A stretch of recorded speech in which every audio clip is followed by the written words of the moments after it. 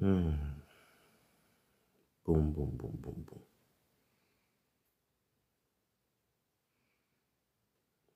Bon, bon, bon, bon, bon, bon. Mhm. Hmm.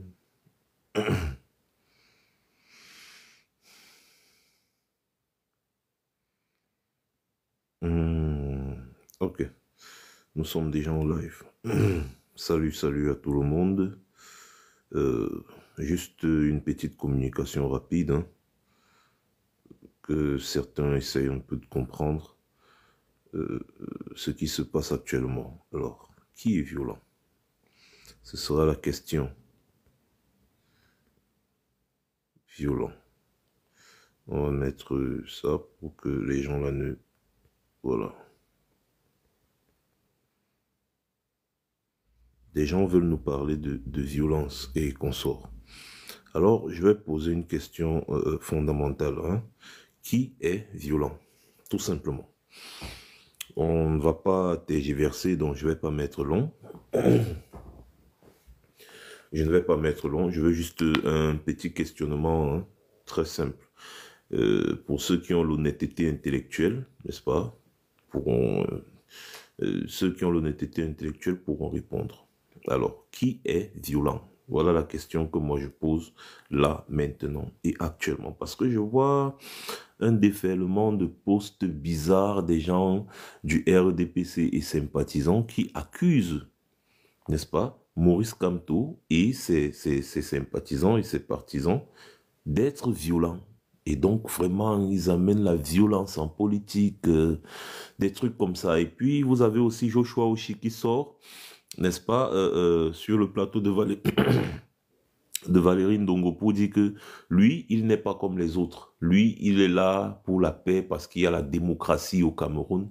Dès que quelqu'un qui se dit être de l'opposition vous dit que le Cameroun est un pays de démocratie, sachez que celui-là, c'est un vendu. C'est-à-dire, ne cherchez pas à l'écouter davantage. Vous avez déjà compris l'individu. D'ailleurs, vous tous, vous connaissez de qui je parle. Donc, lui qui parle de construction dans de la paix et qu'on sort de tout, il dit il n'est pas comme les autres. Quand il dit il n'est pas comme les autres là, il parle de qui? Ça, c'est la question que je voulais d'abord poser. Maintenant, c'est pas ça le sujet du live. En fait, mon live, c'est la question qui est posée, la suivante. Qui est violent? Il faudrait qu'on soit clair sur cette question. Parce que c'est trop facile de venir accuser les gens des choses que vous faites, de ce dont vous êtes coupable. Les gens du RDPC sont passés maîtres dans l'art de la manipulation. Et quand je vois beaucoup de jeunes Camerounais se faire manipuler par ces gens, je me dis que franchement, il faut qu'on redouble, on triple, on quadruple même d'efforts. Parce que quoi que vous fassiez, c'est dangereux. Hmm? Je vais commencer, n'est-ce pas, par... vous savez, Maurice Kamto, il est passé sur le plateau de Valérie Ndongo récemment. Et puis, il y a deux comédiens camerounais qui ont été appelés à lui poser des questions. Bon, moi, je vais déjà vous dire que le ton qu'ils utilisent, ou alors la forme utilisée pour poser les questions à Maurice Kamto ne me pose vraiment pas problème. Parce que moi, je dis toujours, ce que nous prenons ici, c'est un président qui ne soit pas hyper présidentialisé, c'est-à-dire un président relax. On voit en France avec Emmanuel Macron qui partage des interviews, on lui pose des questions, c'est-à-dire il est relax. Ouais, on ne veut pas un président déifié, c'est-à-dire on ne veut pas un président, n'est-ce pas, comme Biya encore. Et Maurice Kamto, justement, il est dans ce format-là. Il vous montre qu'il n'est pas un dieu, il montre qu'il est ouvert et qu'il va gouverner les Camerounais avec les Camerounais pour les Camerounais. Vous voyez un peu donc. Il va apporter une nouvelle ère, tout simplement. Et donc, la forme, en réalité, ne me dérange pas vraiment. C'est-à-dire que même si on veut interroger le sarcasme ou l'humour utilisé pour poser les questions à Maurice Kamto, que ces deux comédiens ont utilisé, bah, pour moi, ça ne me pose vraiment pas problème. Ce qui me pose problème dans l'ensemble, c'est le niveau intellectuel de la question qui est posée. C'est-à-dire que ce qui me pose problème, c'est la question en elle-même. La bassesse de la question, en réalité.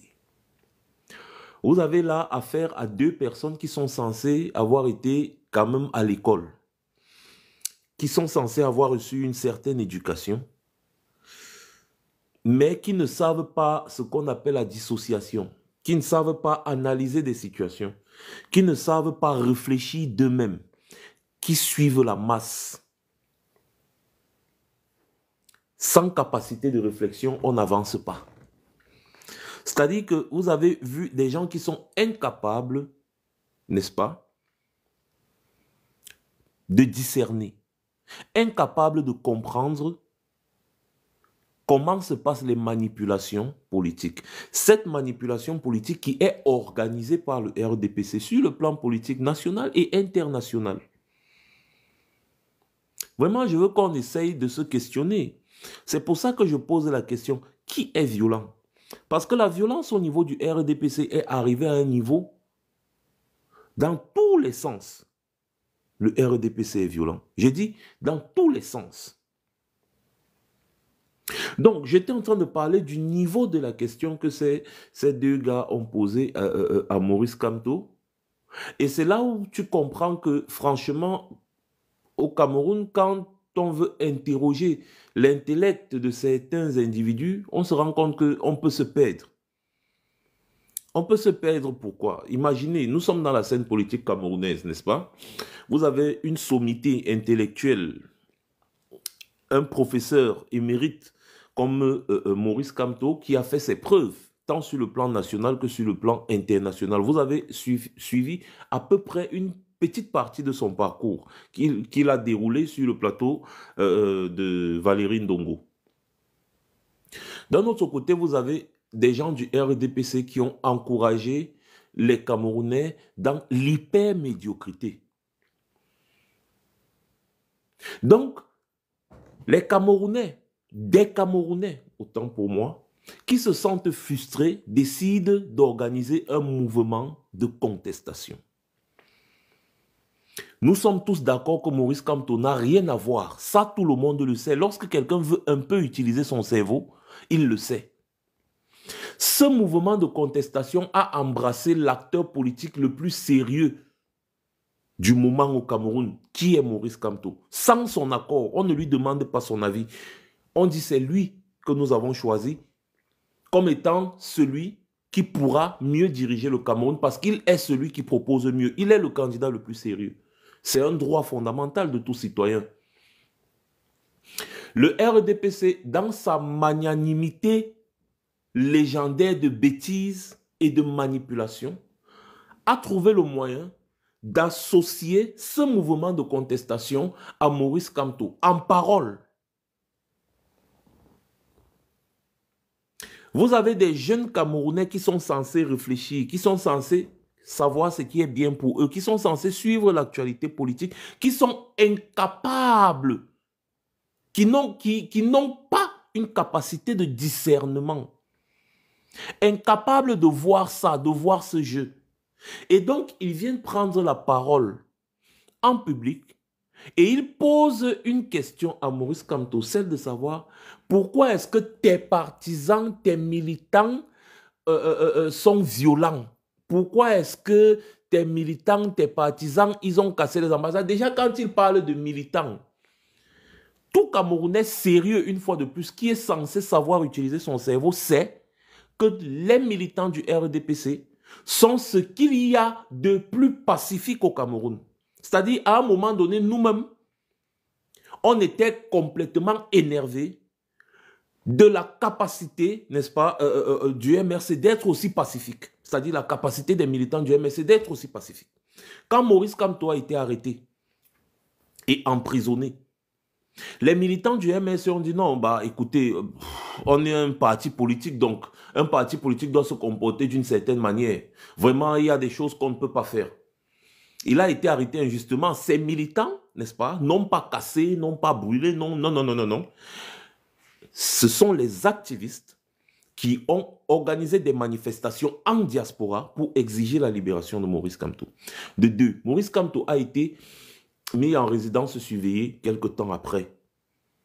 Ces militants encore ne se sont pas mobilisés pour faire des casses ou des quoi. Ils ont respecté l'ordre républicain. Malgré le fait que leur leader était enfermé, et nous avons crié ici en disant que mais comment les militants du MSC, comment on peut enfermer votre leader, votre président, et vous restez. C'est après qu'on comprend que non, c'est un parti politique constitué, et s'il fait une erreur, on peut lui retirer, n'est-ce pas, son autorisation d'exercer en tant que parti politique. C'était certainement ça que le RDPC voulait, en provoquant le MRC, n'est-ce pas, en enfermant son leader, son président. Ils sont restés républicains.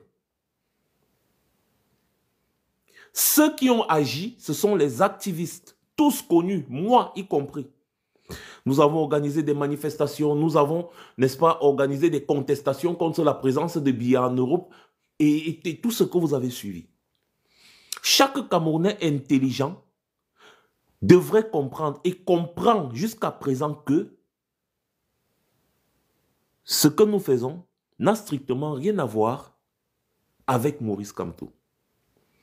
Mais les deux gars trouvent quand même le moyen de vouloir associer Maurice Kamto à nos actions en lui posant des questions, n'est-ce pas? En lui posant des questions, en demandant à Maurice Kamto de répondre de nos actions. Ils se sont créés un film et ils ont fini par faire de ce film une réalité. Vous voyez? Et donc là, on questionne leur capacité de raisonnement, de réflexion, de discernement. C'est ça qui a choqué les Camerounais. C'est ça qui a choqué les gens. Donc on se disait que c'était seulement les gens du RDPC. Donc même vous là, qui êtes censés réfléchir, être loin, observer ce qui se passe. Même vous là, vous êtes dedans. Donc c'est à ce niveau que vous êtes. Voilà ce qui a énervé les Camerounais. Parce qu'il y en a, soit ils sont dans une manipulation exacerbée, soit ils sont bêtes. Des deux choses l'une. Moi, j'ose croire qu'ils sont bêtes. Et c'est pour ça que j'interroge leur intellect. J'interroge leur intellect.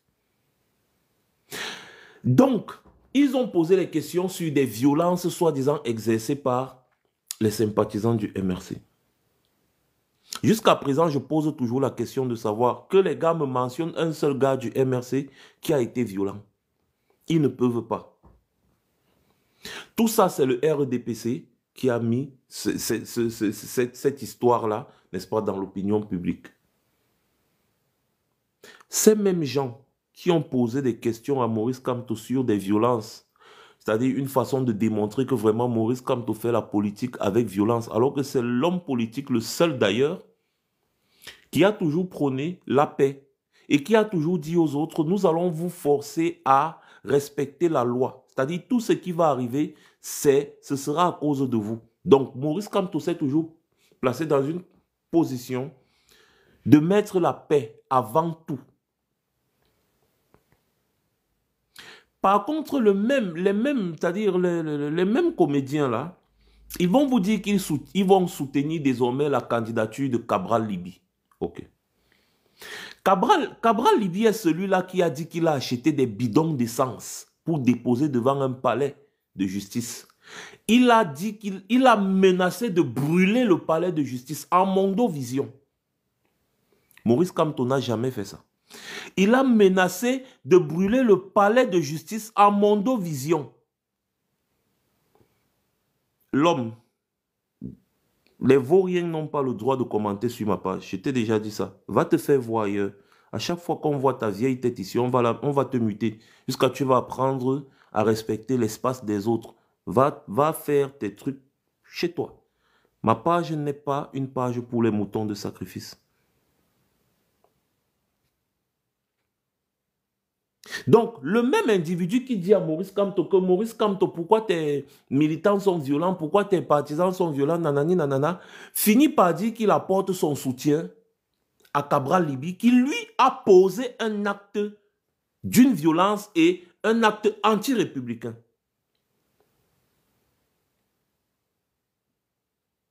Vous voyez un peu? Donc, voilà où le bas blesse. Continuons dans le sens de la violence. Cabral Libi a fait ce qu'il a fait. C'est une contestation politique. Je lui concède. Parlons du RDPC qui nous gouverne. Et donc ces gens font des courbettes. C'est-à-dire que ces gens passent leur temps à faire des courbettes aux gens du RDPC. Les gens du RDPC, n'est-ce pas, ont organisé sur le territoire camerounais la traque à un journaliste.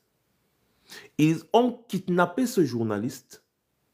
Ils l'ont séquestré, torturé pendant des jours, de la plus ignoble manière. Ensuite, ils l'ont tué. Je parle de Martinez Zogo. Ceux qui sont impliqués dans cette histoire ont été, n'est-ce pas, arrêtés. C'était le directeur des services de renseignement, des militaires, des policiers et des gendarmes camerounais, tous ceux qui sont censés assurer la sécurité des Camerounais. Pourquoi? Parce que Martinez Zogo, RDPciste dans l'âme, bien sûr, dénonçait le fait que les fonds publics sont mis à la disposition d'un homme d'affaires en particulier qui s'appelle Amougou Belinga, le directeur PDG du groupe L'Anecdote. Il dénonçait le fait qu'on mette des milliards à la disposition de Amougou Belinga au détriment du peuple camerounais. Ils se sont donc organisés pour éliminer Martinez Zogo. Ces gens-là que vous voyez ne se sont jamais insurgés contre cela. Ils ne se sont jamais insurgés contre ce qui est arrivé à Martinez Zogo. Chaque fois qu'ils ont l'occasion, ils vont partir vers ces mêmes personnes qui ont tué Martinez Zogo, encaisser quelques perdièmes, soi-disant parce qu'ils partent faire des prestations artistiques, ils sont des artistes. À ce moment-là, ils ne voient pas la violence. Alors que là, on vous parle d'un acte violent d'une gravité extrême. Ils sont contents de s'afficher avec ces personnes. Ils ne voient pas la violence à ce moment-là. Mais ils vont venir questionner Maurice Kamto sur le comportement des activistes qui n'ont en réalité rien à voir avec Maurice Kamto. Je ne sais pas si vous comprenez. Alors, qui est violent? Là, c'était un exemple parmi tant d'autres. Parce que si on se met à vous décrire les assassinats qu'il y a déjà eu au Cameroun jusqu'ici, vous allez tomber des nues. Je vous prends un autre exemple un peu plus éloigné, parce que là, j'ai pris l'exemple le plus récent. Je vous prends un exemple un peu plus éloigné de 2000 à 2002. Qu'est-ce qui s'est passé à Douala, au Cameroun? Paul Biya, soi-disant pour lutter contre la grande criminalité, a mis en place une unité d'élite qu'il a nommée lui-même le commandement opérationnel.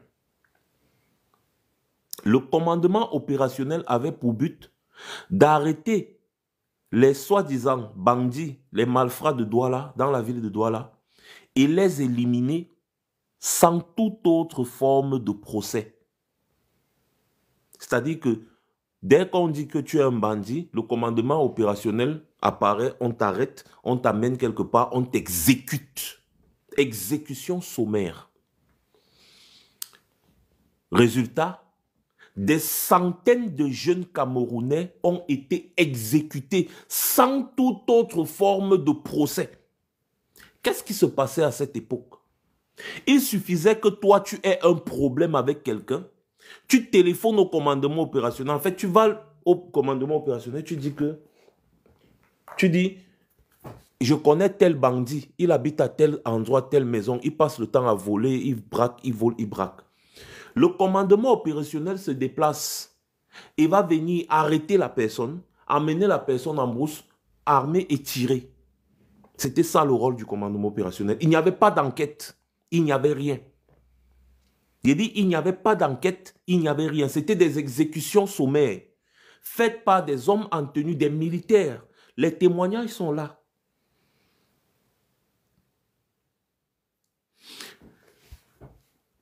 Qu'est-ce qui s'est passé? Les droits de l'homme se sont penchés sur la question à une période où c'était devenu un règlement de compte généralisé. À Bépanda, à Douala, il y a donc eu une disparition de 9 jeunes qui n'avaient rien fait. Des jeunes qui sortaient le matin et rentraient le soir. Sortaient le matin et rentraient le soir. Pour un rien comme ça, là, on est venu, les militaires là sont venus arrêter ces jeunes. Ces jeunes ont disparu. Ils étaient 9. Merci beaucoup, Bruno Willy. Les 9 disparus de Bépanda. À partir de la disparition de ces 9 jeunes, oui, il était encore Bépanda. À partir de la disparition de ces 9 jeunes, oui, il était encore colonel Mpaye. Il n'était même pas encore général. On l'a nommé général parce qu'il a bien travaillé. C'était Mpaye, effectivement. Merci beaucoup devant 11-11. C'est Mpaye qui était le commandant de l'unité du commandement opérationnel. Les 9 disparus, l'affaire des 9 disparus de Mbépanda a fait tellement fort que toutes les ONG de défense des droits de l'homme que vous connaissez sur cette planète ont écrit sur le Cameroun, écrit sur Paul Biya, ont menacé de traîner Paul Biya en justice. Bref, on a traîné Paul Biya en justice. C'est son immunité de président de la République qui fait en sorte qu'on ne puisse pas l'arrêter. C'était de 2000 en 2002. La durée du commandement opérationnel. Donc, quand ces 9 jeunes ont disparu, donc, Paul Biya a vu que ça cuisait sur lui. Or, il y a des ONG locales au Cameroun qui dénonçaient déjà l'absurdité d'une telle unité dans le monde moderne. C'est-à-dire que des militaires vont débarquer, on arrête les enfants d'autrui, on tue, sans toute autre forme de procès. Depuis, ça se passe comment? Vous voyez un peu? Même au Far West, à l'époque, les criminels avaient droit à un procès. Mais Paul Biya a décidé de passer outre les droits de l'homme et d'exécuter les enfants des gens sans toute autre forme de procès. Alors Paul Biya a été forcé de mettre fin à l'unité du commandement opérationnel. Un commandement, c'est-à-dire le commandement opérationnel, n'est-ce pas, était chapeauté par le colonel Mpaye à l'époque. Et Paul Biya a fini par le nommer général parce qu'il a fait un bon boulot. Qui est violent? Qui est violent? Revenons encore. On rentre un peu en arrière pour se propulser en avant. C'est-à-dire qu'on revient dans les années 90. Après les années de Brest de 90 jusqu'en 96-17, quand il y a eu l'élection présidentielle, avant ça, il y a eu une assise nationale. Une assise avec les acteurs, n'est-ce pas, des partis politiques, de la société civile, des acteurs religieux, pour décider sur l'avenir du Cameroun. Ça, c'était après, n'est-ce pas, les événements qu'il y a eu en 90-92 avec la présidentielle. John Fundi avait gagné et Paul Biya a décidé de se maintenir, tout. Donc, il y a eu une assise, il y a eu un consensus. On a décidé d'effacer l'ardoise de Paul Biya et de lui accorder une nouvelle chance. Ça commençait en 97. Une nouvelle constitution a été votée. C'était en 96, donc ça commençait en 97. Et donc Paul Biya avait accepté de faire 2 mandats et de se retirer. C'est-à-dire qu'il devait faire un maximum de 2 mandats et se retirer. Ça devait partir de 97 à 2004 et de 2004 à 2011. Paul Biya a dit oui, j'accepte.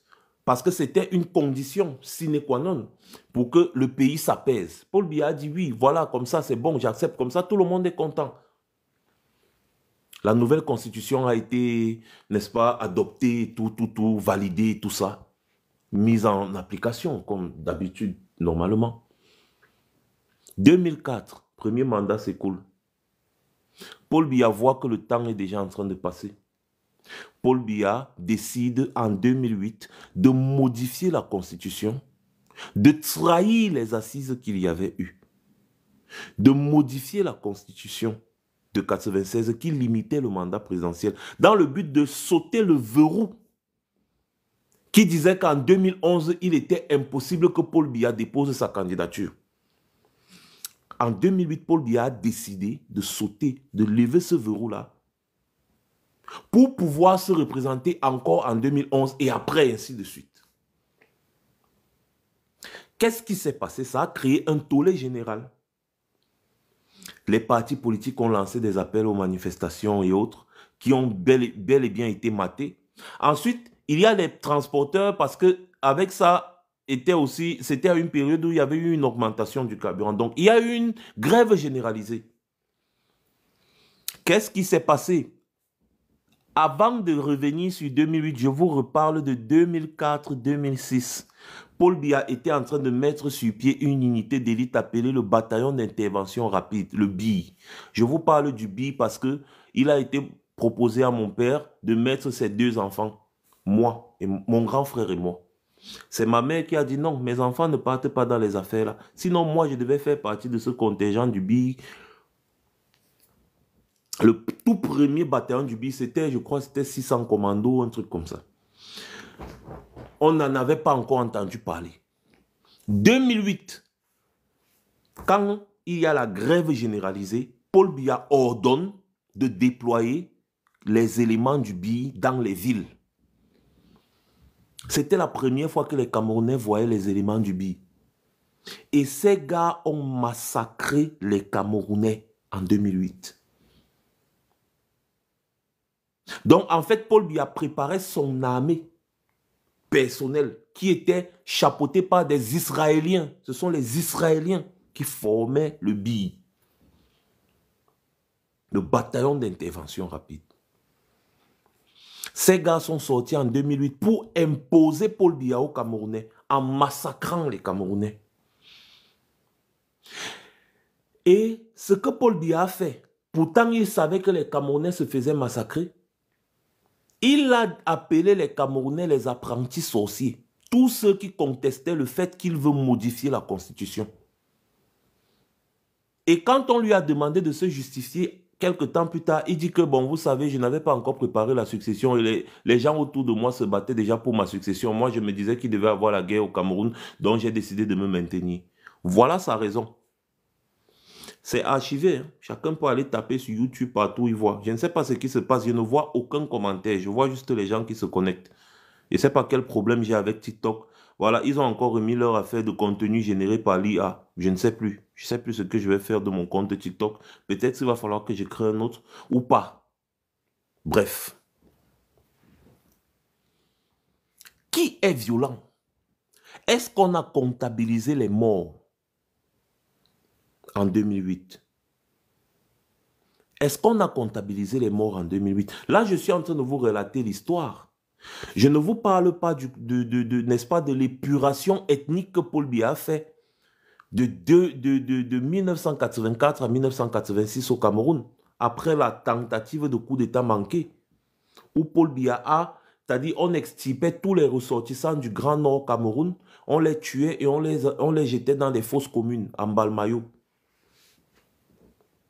Donc, moi, je m'arrête, je parle juste des événements n'est-ce pas, de 2008, de 2000 à 2002 et qu'on sort. Est-ce qu'on a comptabilisé les morts? Qui est violent? Avez-vous déjà vu un militant de Maurice Kamto avec une arme à feu? Avez-vous déjà vu Maurice Kamto avec une arme à feu? Pendant la campagne présidentielle de 2018, qu'est-ce qui se passe? Le MRC, dans certaines parties du sud du Cameroun, veut aller battre campagne. Ils sont bloqués à l'entrée des villes. On leur dit, vous n'entrez pas dans cette ville parce que vous êtes des Bamileke. C'est un parti des Bamileke, on n'en veut pas. Je vous dis les mots, mot pour mot, tout le monde sait. Il a vécu ça. Il a été frustré. Des gens ont été frustrés. Pourtant, le contingent qui partait même au sud, c'était des enfants du sud aussi qui chapeautaient ce contingent. Il y a eu ce que vous tous vous connaissez pendant l'élection présidentielle où la somme du pourcentage de l'élection présidentielle donnait 100,48%. On vous parle de 32 PV non signés. Vous avez tout un commandement, n'est-ce pas? J'ai dit commandement, excusez-moi, toute une cour constitutionnelle qui s'assoient et qui valident des résultats sur des PV non signés. Oui, c'est ça la réalité de l'élection présidentielle de 2018 au Cameroun. 32 PV non signés. Ça dit que n'importe qui pouvait venir ajouter un chiffre là où il veut, comme il veut. Il n'y avait pas de signature sur ces PV. Quand on pose la question au Conseil constitutionnel que comment vous pouvez valider des résultats sur des PV qui ne sont pas signés, est-ce que ça se fait même juridiquement? Le Conseil constitutionnel dit irrecevable. C'est donc comme ça que Maurice Kamto prend la parole et il dit la même chose qu'il a dit partout où il est parti pendant sa campagne. Que vraiment, s'il faut faire un concours pour être Boulou, dites-moi où on fait le concours et moi je serai Boulou. Une façon de dire que j'aime tout le Cameroun et tous les Camerounais, quel que soit l'endroit où tu es né. Parce que personne n'a choisi de naître où il est né. À cause de toutes ces frustrations, Maurice Kamto a posé une question essentielle. Comment est-ce que c'est possible qu'on rejette un enfant du Cameroun, soi-disant parce qu'il est natif d'une région du Cameroun? It doesn't make sense. Et les gens du RDPC ont vite fait de tourner cela et de dire que Maurice Kamto fait du tribalisme. Alors que même quand Maurice Kamto était au nord, il a dit la même chose. Les nordistes n'ont pas trouvé que c'est un problème. Quand il était n'importe où, il était à l'est, il faisait sa campagne, il disait la même chose partout où il passait. Pour dire tellement je vous aime que si je pouvais faire un concours pour être né ici, j'allais le faire. Ça a toujours été sa parole. Même quand il était en zone anglophone, c'est la même chose.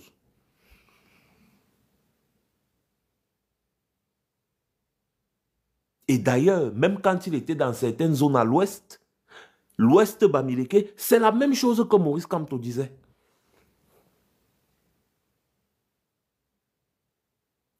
Les gens du RDPC foncièrement tribalistes ont vite fait de tourner la question et de dire que Maurice Kamto est tribaliste. Ils ont donc payé des avatars sur les réseaux sociaux et autres pour vilipender le nom de Maurice Kamto. Pendant la contestation donc de ces résultats frauduleux, Maurice Kamto a décidé de défendre les voix des Camerounais qui lui avaient fait confiance. Pendant qu'il y a un certain individu là qui a lui pris ses valises et sa femme, ils sont partis aux États-Unis. C'est-à-dire que tu viens de participer à une élection présidentielle dans un pays. L'heure maintenant de la contestation des résultats arrive, toi tu prends le billet d'avion, tu pars toi t'asseoir aux États-Unis.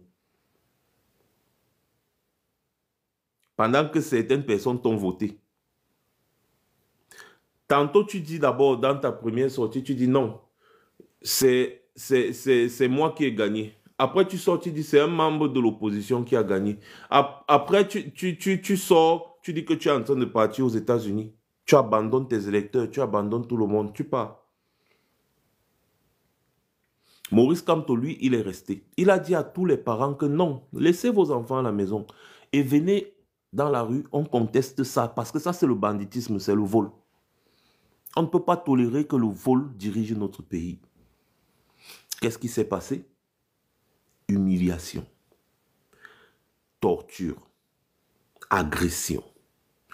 C'est-à-dire que ce qu'ils ont fait à Maurice Kamto et ses partisans qui étaient des pacifistes, c'est inimaginable. On a tiré sur N'Djamène, tiré sur Michel Ndoki et d'autres manifestants. Les vidéos sont encore là. Je n'invente rien. Vous avez vu Maurice Kamto ou un de ses militants ou partisans avec une arme à feu? Non, c'est vous qui avez les armes à feu, c'est vous qui les utilisez, c'est vous qui tuez les gens.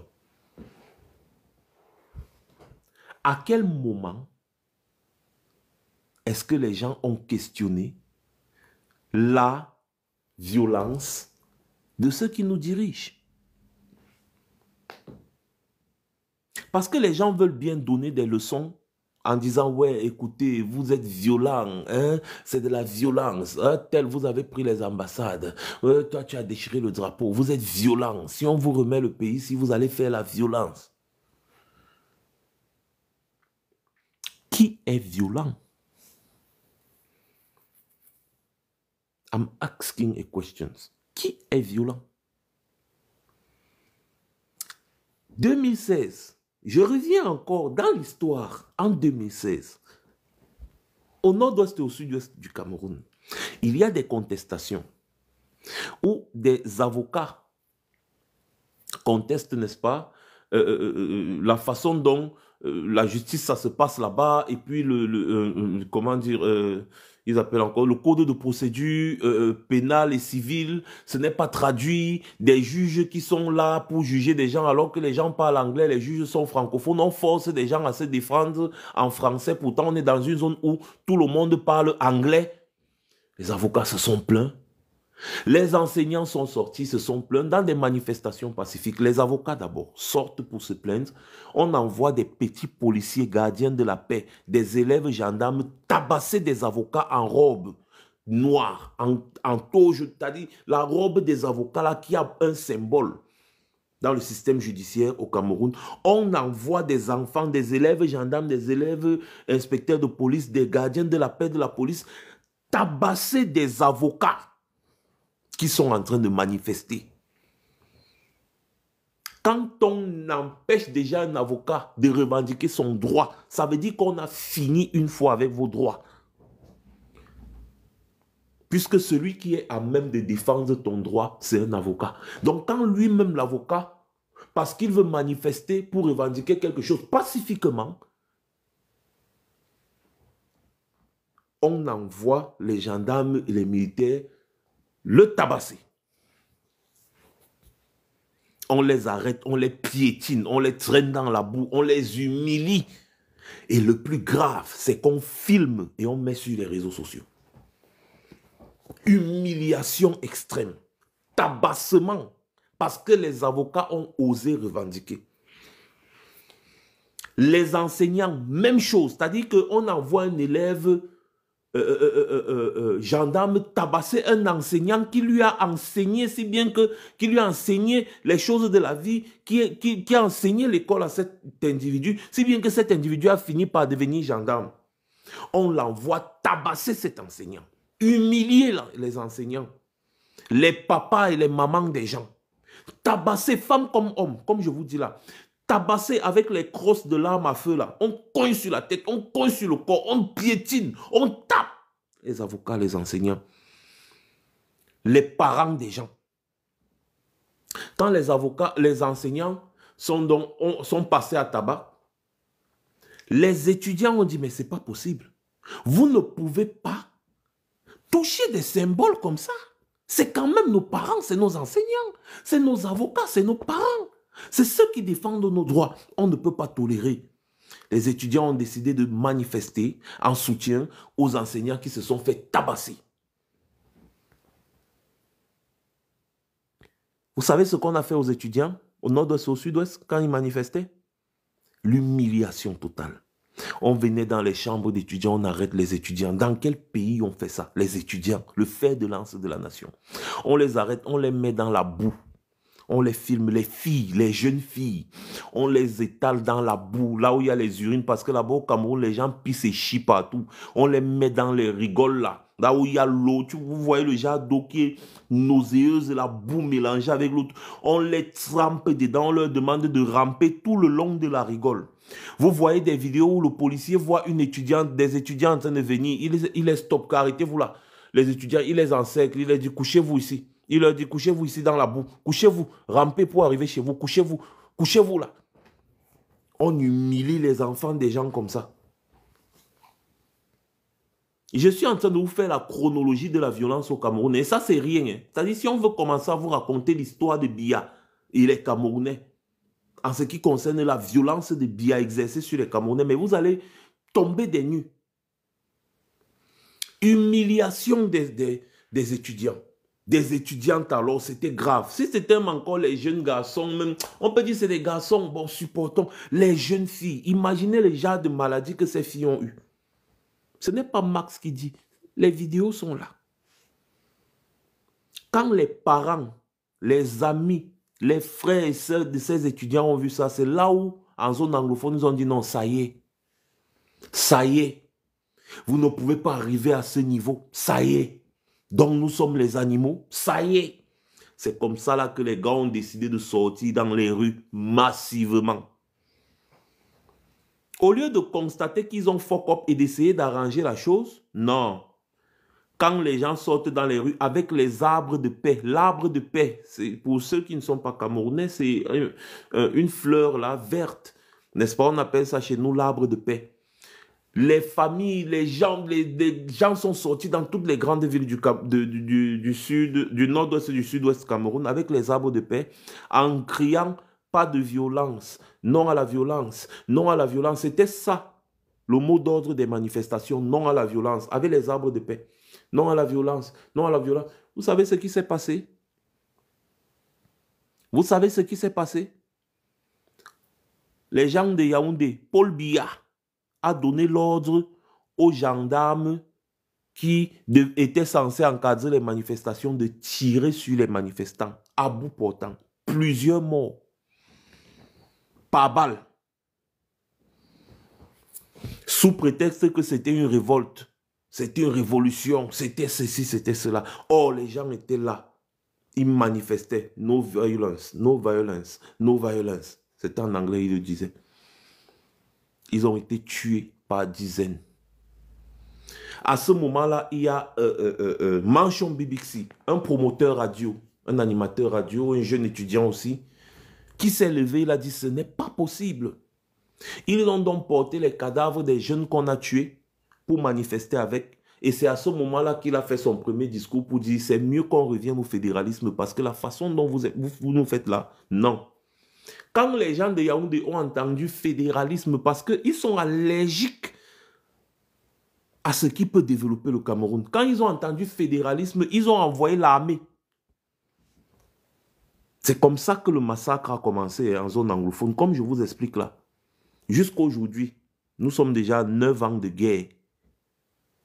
Des milliers de morts, des millions de déplacés. Pour un petit problème qui aurait pu être réglé tranquillement. Demandez-moi si Paul Biya est déjà parti là-bas depuis. Il n'a jamais mis ses pieds là-bas. Qui est violent? Répondez. Qui est violent?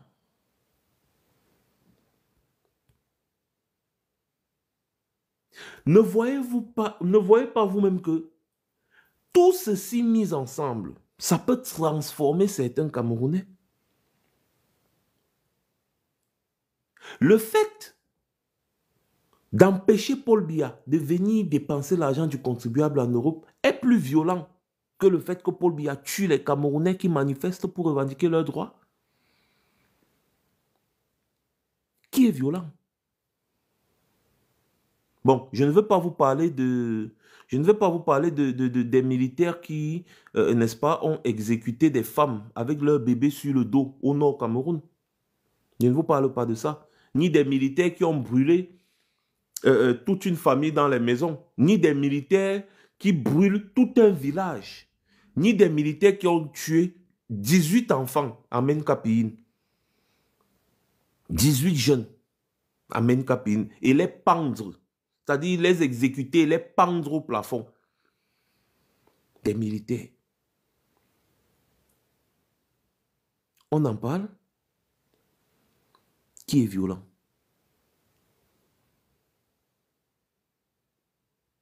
C'est l'histoire de votre pays.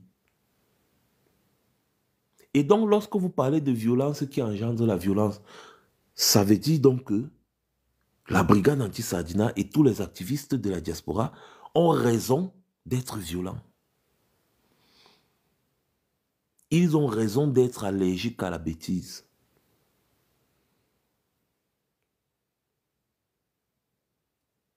Tout simplement. Tout simplement. Donc, en réalité, le fait qu'un artiste soit boycotté, ou je ne sais pas trop quoi, ce n'est rien par rapport à ce que Paul Biya fait subir aux Camerounais matin, midi, soir. Vous voulez que je vous parle de violence? Regardez un peu l'image que j'ai mis là. Regardez l'image que j'ai mis là. comment les pays d'Afrique sont en train de se développer. Parmi tous les pays que vous voyez là, aucun d'entre eux n'a les richesses que le Cameroun a. Bref, les ressources minières. Le Ghana, le Nigeria, la Côte d'Ivoire, le Kenya, ces pays sont en train de se développer à un niveau que vous ne pouvez même pas imaginer. À une époque, les ressortissants des pays ici que vous voyez là, bosaient pour le Cameroun afin de se chercher au Cameroun. Ah, vous ne saviez pas? Ben oui. La Côte d'Ivoire peut-être moins, mais les Ghanéens, les Nigérians, les Kenyans, tous là, les gens se versaient au Cameroun. Ces gens-là se versaient au Cameroun. Au Kenya, à une certaine époque, quand le Cameroun brillait, le Kenya n'était... C'est-à-dire, le Kenya, c'était quoi?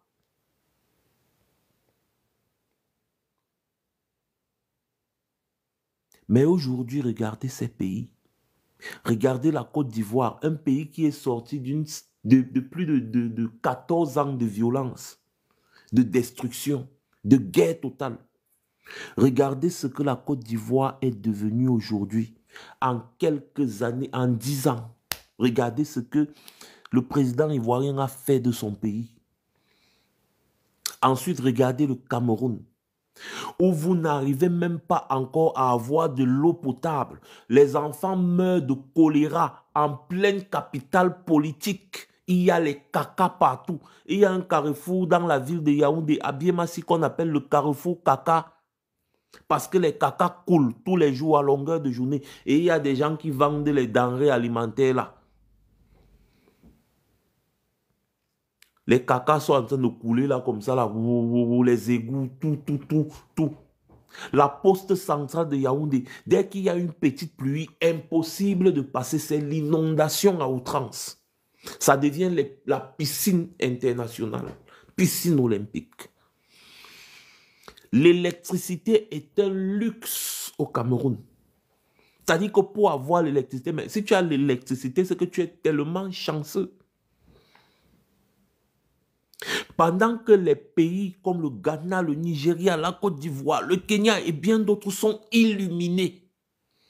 Pourtant, le Cameroun a un potentiel énergétique bien au-dessus de tous ces pays que je suis en train de vous citer là.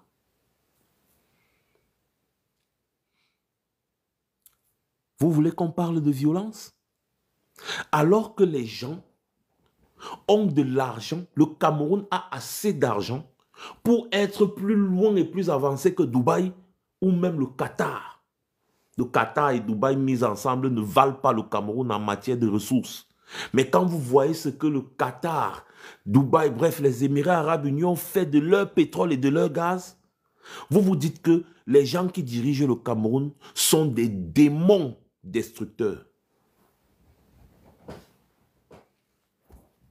Quand nous arrivons ici en Occident, on se renseigne, on comprend comment les choses fonctionnent. On voit que, hey, voici comment le pétrole fonctionne. Voici comment l'affaire du gaz là fonctionne. Voici comment on fait pour avoir l'électricité. Hey, les éoliennes. Ah, les panneaux solaires. Oh, les barrages hydroélectriques. Oh, l'énergie nucléaire. Mais on a toutes les ressources nécessaires pour développer ça dans nos pays. Qu'est-ce qui n'a pas marché? Ce qui ne marche pas, c'est qu'on a des dirigeants qui ne veulent rien faire. Donc, on a des dirigeants méchants, cyniques, qui ne savent que violenter la population sous toutes les formes possibles.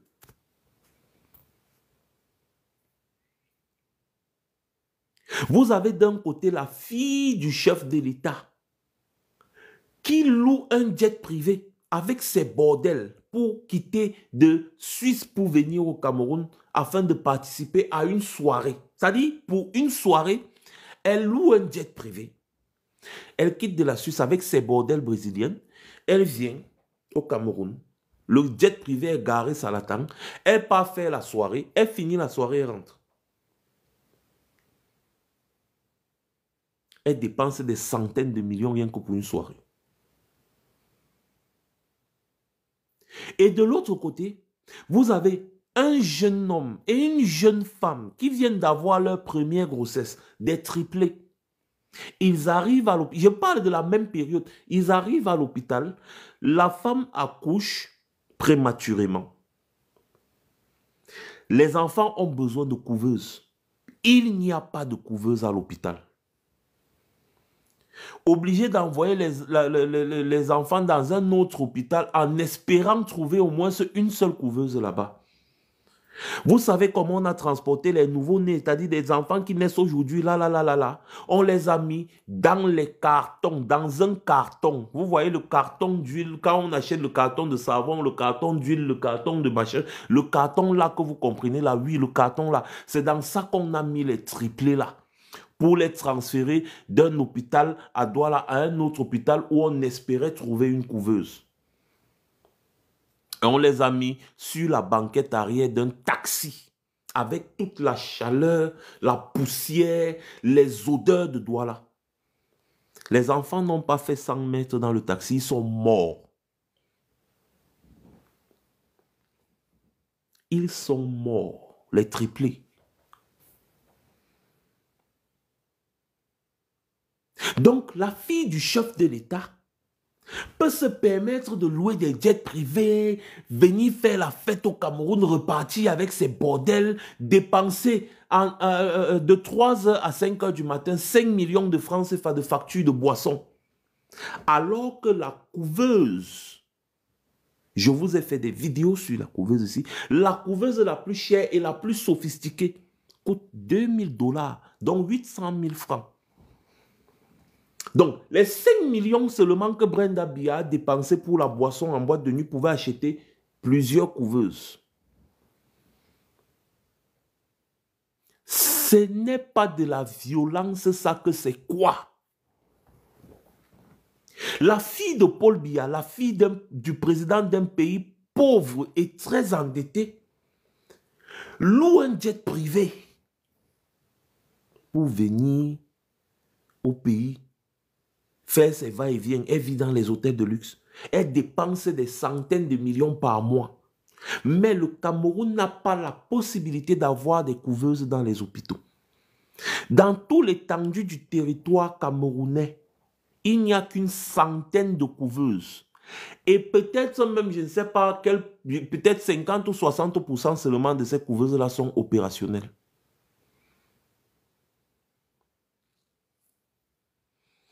Ce n'est pas de la violence, ça, que c'est quoi?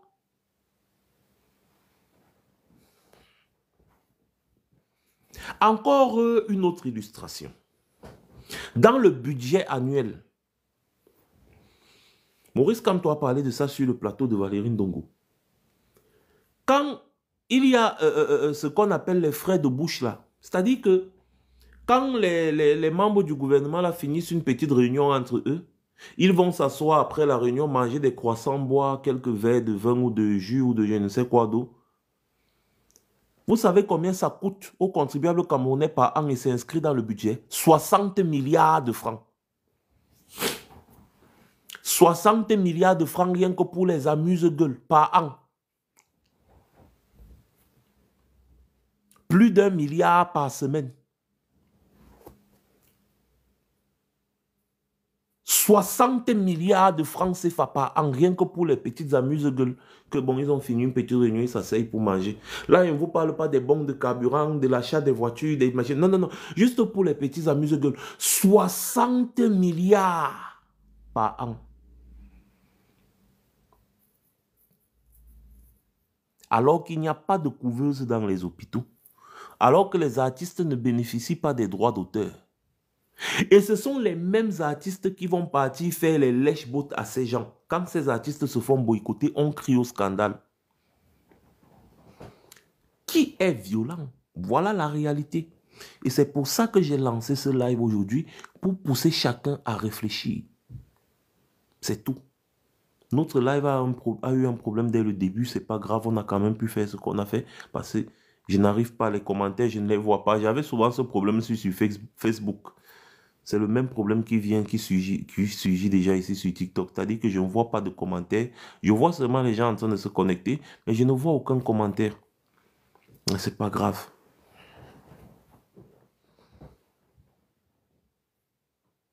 Voilà donc la réalité du Cameroun. Et donc, au vu de tout ceci, quand vous voyez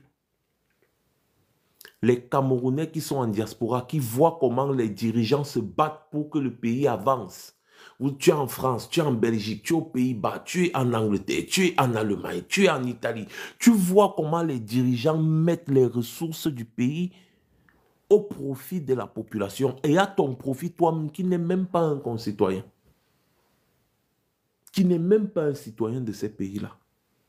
Tu te dis, mais qu'est-ce qui n'a pas marché chez nous? Il faut que ça change.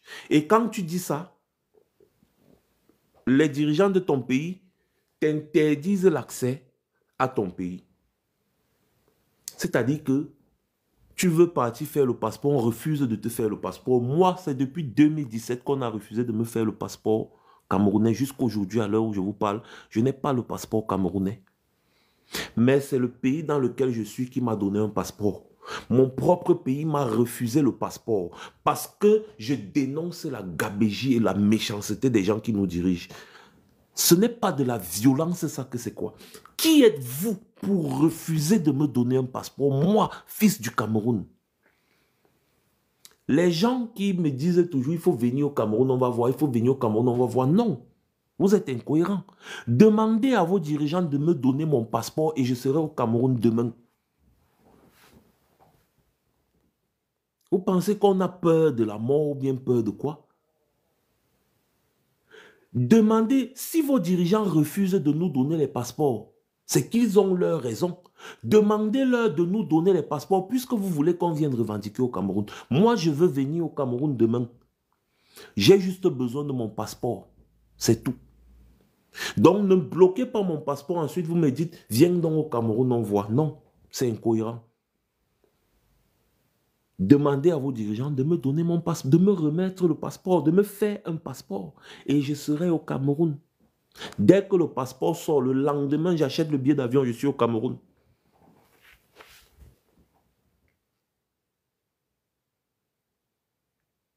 C'est ça la réalité. Donc, quand on veut parler de violence, commencez à dénoncer la réelle violence. Tout simplement. Et ceux qui exercent la violence sont connus.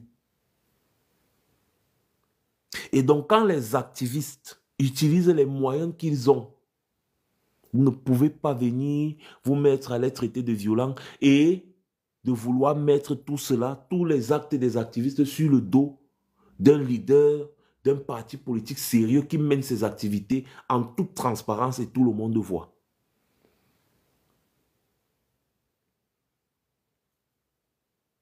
C'est faire preuve de malhonnêteté. Voilà. Donc si quelqu'un se lève un matin là, comme j'ai vu certains farfelus là qui disaient, maintenant pour moi c'est tout sauf le MRC parce que je me suis fait tabasser en Belgique. La prochaine fois que tu vas venir en Belgique, les gars vont encore bien te tabasser. Et tu vas encore dire non au MRC, ça ne va rien changer. Parce que les Camerounais, dans leur immense majorité, ont décidé de changer les choses au Cameroun. Et ce n'est pas des petits farfelus comme vous qui allez faire quoi que ce soit. Allez juste prendre l'argent du RDPC comme vous avez l'habitude de prendre sur le sang des Camerounais et faites ce que vous avez à faire. Mais la colère du cafard ne peut rien changer à son destin quand un coq l'a déjà vu.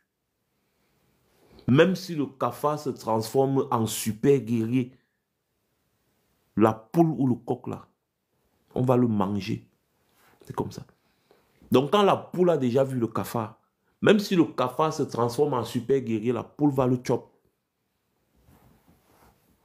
Et c'est ce que nous, on est en train de vous faire comprendre. Et regardez en plus à quoi est-ce que les gens veulent réduire une sommité comme Maurice Kamto à la brigade anti-Sardina. Genre, ils veulent nous dire que Maurice Kamto n'a pas les moyens, s'il veut mener une révolution au Cameroun, il n'a pas les moyens. Si bien que c'est juste la brigade anti-Sardina qui est son bras armé. Vous voyez un peu à quel niveau on veut mettre Maurice Kamto. Quand on regarde d'autres leaders politiques qui préparent des rébellions armées jusqu'aux dents, avec des chars de guerre, une armée de 20 000, 30 000, 50 000 hommes prêts à aller en guerre, on veut dire que le niveau de Maurice Kamto, c'est la brigade anti-Sardina. Un petit groupe de contestataires, là, qui... Hein, voilà le niveau de Maurice Kamto là-bas. Vous ne voyez même pas comment ces gens-là veulent réduire Maurice Kamto. Vous ne le voyez pas. Mais vous allez faire tout ce que vous allez faire. Ça ne va rien changer à votre sort. Ce pays-là va changer. Les choses vont changer dans ce pays-là et vous n'y ferez, vous n'y pourrez rien. Vous avez fait vos petites marmailles là au Cameroun parce qu'il n'y avait pas les réseaux sociaux. Malheureusement, aujourd'hui, il y a les réseaux sociaux. Vous ne pouvez pas contrôler les réseaux sociaux. C'est ça qui vous énerve. En 2018, vous avez été surpris de l'ampleur des réseaux sociaux. En 2025, vous allez être consumé par ces réseaux sociaux. Quels que soient tous ces petits vauriens chabagnards que vous mettez en diaspora et partout avec des faux profils et tout ça pour insulter, engueuler les gens, ça ne change rien. Ils vont faire ça en commentaire sur les réseaux sociaux. Après, ça s'arrête là. Parce que la réalité est simple. Les Camerounais iront massivement aux urnes. Ils vont voter pour une fois leur président. Ils vont surveiller leur vote pour que la vérité des urnes soit dite. Et vous n'y pourrez rien. Ce que vous faites actuellement, ce sont les agitations d'un coq, c'est-à-dire d'un serpent à qui on a coupé la tête.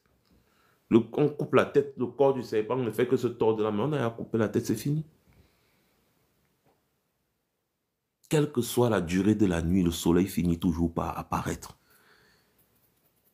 Et s'il y a une des raisons pour lesquelles Paul Biya ne veut pas quitter le pouvoir vivant, c'est bien parce qu'il sait il doit répondre du commandement opérationnel et de beaucoup d'autres crimes qu'il a ordonnés au Cameroun. Il le sait, Paul Biya. C'est pour ça qu'il est prêt à mourir au pouvoir. Il ne veut pas quitter. Dès que Paul Biya quitte le pouvoir, ce n'est pas, c'est-à-dire le prochain président du Cameroun qui va le poursuivre. Non, c'est la justice internationale qui va le pêcher. Dès que Paul Biya quitte le pouvoir, un mandat d'arrêt international sera émis contre lui pour crime contre l'humanité. Tout est archivé. Surtout l'histoire du commandement opérationnel, là, c'était très grave. Toutes les ONG de défense des droits de l'homme ont écrit, ont même menacé de porter plainte. Et je sais que des plaintes ont été déposées parce que c'est documenté. On a des témoignages des familles. Il y a les témoignages des militaires qui ont participé au commandement opérationnel. Je pense que je vais chercher les vidéos là, je vais vous faire passer ça ici sur TikTok grâce à mon logiciel là. On va écouter en live comment on tuait les enfants des gens à Douala. Et c'est Paul Biya qui avait ordonné ça. Donc, Paul Biya a peur de répondre de ces actes-là. Paul Biya a peur. C'est pour ça qu'il veut mourir au pouvoir. Mais il ne va pas mourir au pouvoir.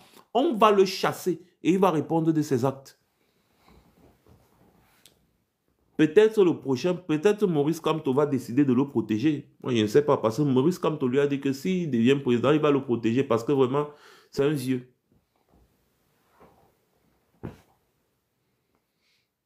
Voilà. Donc, voilà la réalité. Voilà les faits. Je repose encore une fois la question. Qui est violent? Tout simplement.